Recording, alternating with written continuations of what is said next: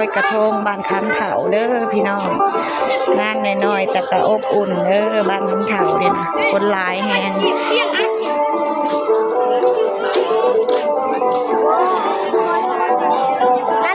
วันก่อนทรงเรือสวรรค์เขตอีกนี่นะ